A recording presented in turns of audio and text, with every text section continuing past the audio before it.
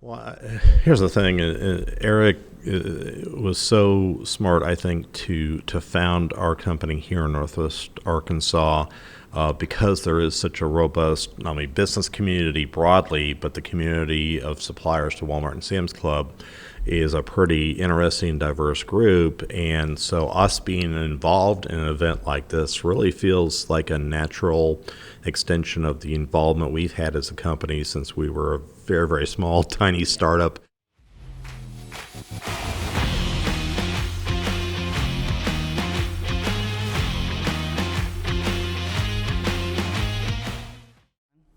Hello and welcome to Whyte Label Advice. I'm Brooke McNeely, the VP of Marketing. And I'm David Thomas, Digital Content Manager.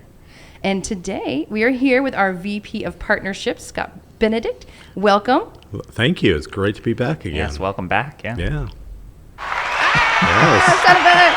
You've been working on the special effects since I was here last time. Yes, I'm trying to memorize which ones go where. That's yes, awesome. We don't have a live studio audience yet. Yeah, not yet. Tomorrow, I think. Next, yeah. Yeah. Well, you might want to put the bleachers up around here. It'll be great. There's room. Yeah, yes. It'll be great. I can sign autographs afterwards. It'll be wonderful. Everybody, yeah, because we've gotten 100 views, so we're doing great. No, getting there.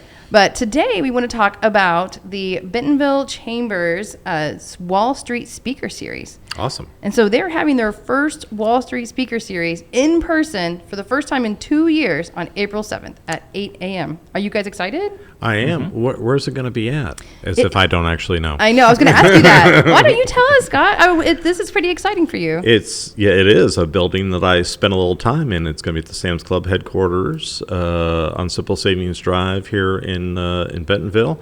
And it'll be the first time I have been back in the building in a few years. And I'm really looking forward to not only the content of the event, but it's a great facility. And I think they did some updating to it during the pandemic when everybody was working from home. So, yeah. And what about you, David? Is this kind of your first event out, work related? Yeah, I don't think I've been to our our more party-like events, helping out. Yeah, but those highly professional totally. Yes, happy hour events that we have. That's what you're referring to, right? Yes, Okay, and good. back in the past, our Bago tournaments that we used to do. I've been to a lot of Bago cornhole, tournaments. Yes. But no, I've definitely never been to Sam's Club headquarters at all. Oh, really? So, yeah. Mm-hmm. Well, Scott, what is it like there? So it's a really nice building. In fact, I would argue as a former Walmart and Sam's Club associate that building was the inspiration for the new home office. And here's why I say that is that obviously Walmart's always been a very frugal company and has tried to keep expenses low, and that's how you keep prices low. And Sam's Club's original building was just a converted bowling alley, and it was not the nicest building in the world. We'll say it there. That building actually got built for another company, and they didn't end up using it, so Sam's Club acquired it. And after we moved in, and I worked with Sam's Club when we moved into that building, not only was it great for the folks who already worked there, but they found out that a great work environment and a great building is an excellent recruiting tool for talent. And so it ended up that was, I think, I would argue, I don't know this is fact, but I would argue that was the genesis of the idea to build a new home office campus that's under construction. Is a great work environment is an excellent talent recruiting tool. And I think the Sam's Club office proved that, and it's still a very efficient, low-cost to operate facility, but it's a wonderful working experience in there. So. That's awesome. Yeah. All right, let's go back to the WalStreet Speaker Series. Yeah. So who is actually speaking? Who is the esteemed guest? So Tim Simmons is going to be the speaker at this event. He is currently the SVP and the Chief Product Officer for Sam's Club. I actually know Tim. Tim joined the company when I was with Sam's Club, when I was over member services for Sam's Club. He joined as part of our membership marketing organization. And one of the things I'm really looking forward to at this event is throughout the subsequent years, Tim has been in so many different parts of the operation, from being part of operations and kind of the transformation to product management to fulfillment. And having him speak at this particular time in our industry is great because he's got a very kind of diverse view of what's going on in the business, how digital impacts it, how omnichannel impacts it. I think particularly for our clients, it's going to be a really interesting and a great learning opportunity at an event like that. So, Well, with all of his experience, what do you think he's going to talk about? well, even though he and I have met, I haven't talked to him recently, so I'm going to guess it'll be an educated guess. But one of the things that I know he's involved in is the user experience across omnichannel. In other words, connecting the digital experience with the in-club experience and making sure that those things are not only great but interconnected and very smooth and, as the nice folks at Amazon say, frictionless kind of experiences. And I think also, if I understand some of the things he's involved in, supply chain is not only involved in getting product to the club, but also, managing inventory levels within the club, and then the club pickup process is part of that. And obviously that's a topic of conversation with a lot of retailers right now, particularly because the consumer is very different today than they were prior to the pandemic. And this is an important part of the experience for any format of retail, including a club format. So I suspect that will probably be front of mind, not only for him, but probably if there's a question and answer opportunity, I'd be willing to bet that's part of what our clients and the audience will want to learn more about. So, Yeah, supply chain seems to be a pretty big deal. I went to the grocery store yesterday, and and a cup of noodles is like a non-existent at the Harps by my house. So I was like, it's always the most random things. And there's one day we went to the store, there was no black beans, and you're like, really? Like, Yes. why? There's just certain things. And Nilla wafers. We couldn't find Nilla wafers around Thanksgiving. I mean, it's just the most random stuff. It is. It's interesting because, we've been talking about supply chain issues not only within retailing, but in the broader economy now for the last few months. And I think one of the things Tim has likely got a really great perspective and view of is what has that been like for Sam's Club? What are they seeing and learning from their members because of that? Because they maybe you're frustrated with this item is out or that item is out. One of the interesting things about the club channel that's different from other formats of retail is if an item is out at Sam's Club, it's generally out. In other words, Sam's Club doesn't carry as many variations of the same product as a Walmart Supercenter does, or as Harps does, or as other retailers do. And so the impact is probably more profound for them and for their members than maybe it is in other types of retail. So. Yeah, that's interesting.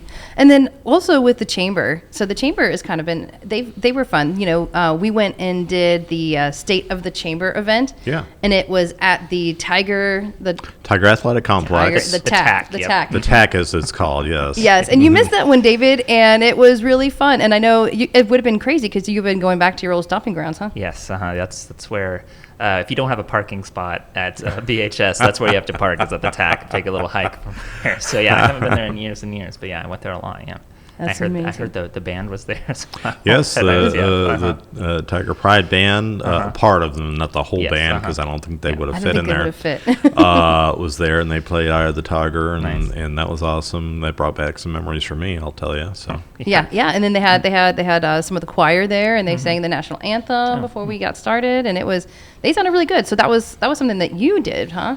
Yes, the VHS choir. Yes, I was part of the esteemed Bentonville High School chamber choir. So yeah, I'm sure I did a chamber event for them back then. Yeah, they're hired out for everything. Yeah, so don't know what the live entertainment's going to be like this time. Is it just Tim? I guess is the live entertainment at this. It's always Tim. He's going to have to carry the whole. Actually, Eric's going to introduce the whole thing. Eric Howerton, our founder. So.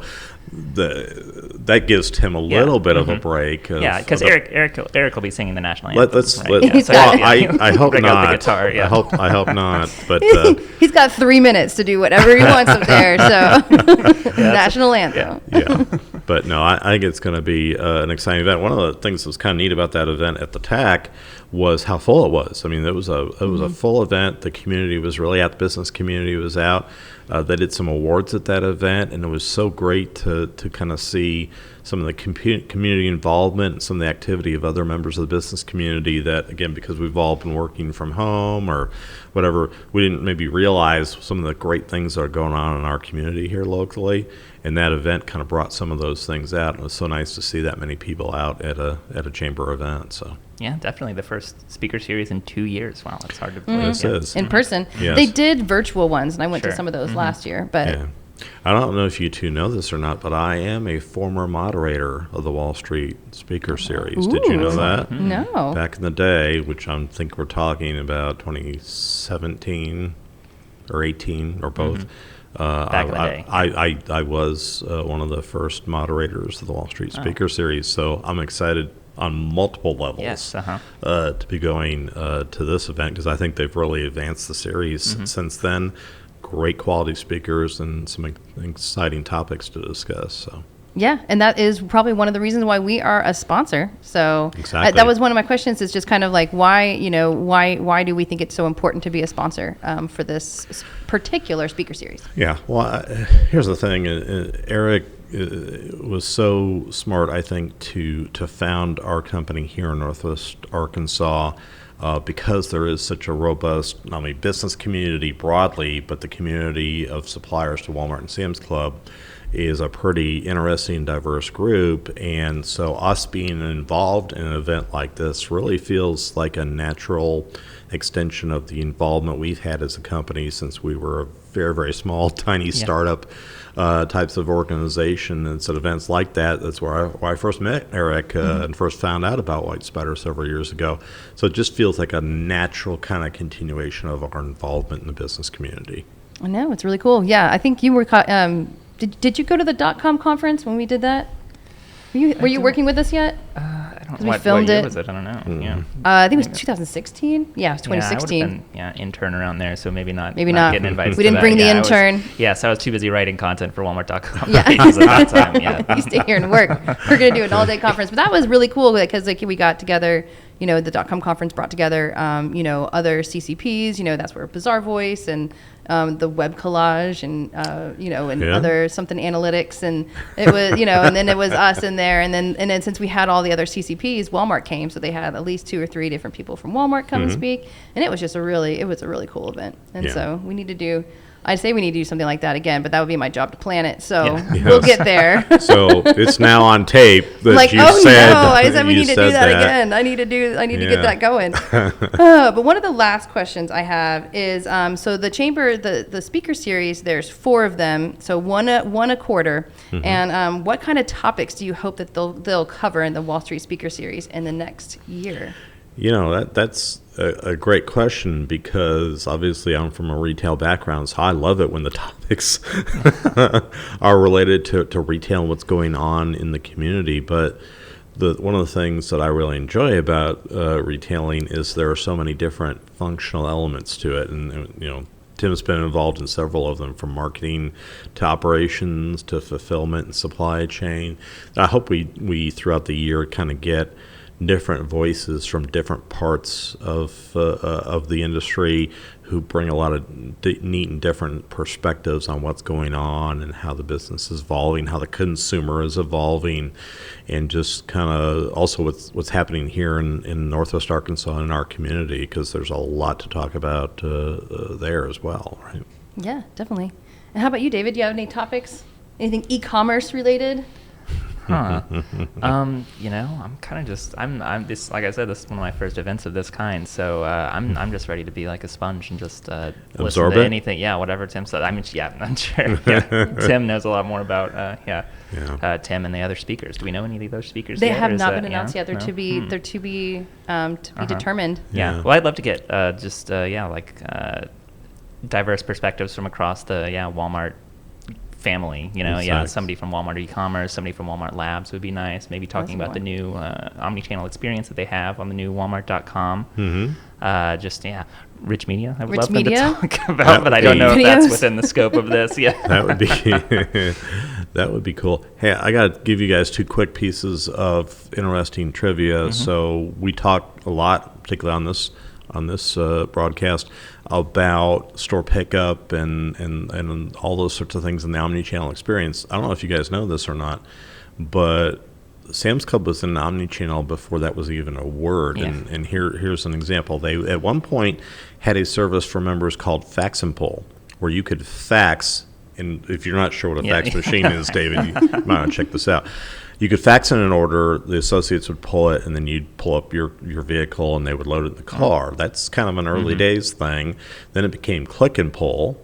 But in both cases, it was really for business members. Yeah. For Sam's Club, it wasn't broadly appealed. Well, they've rebranded it a few years ago. That's now Club Pickup, and now anybody can really use it.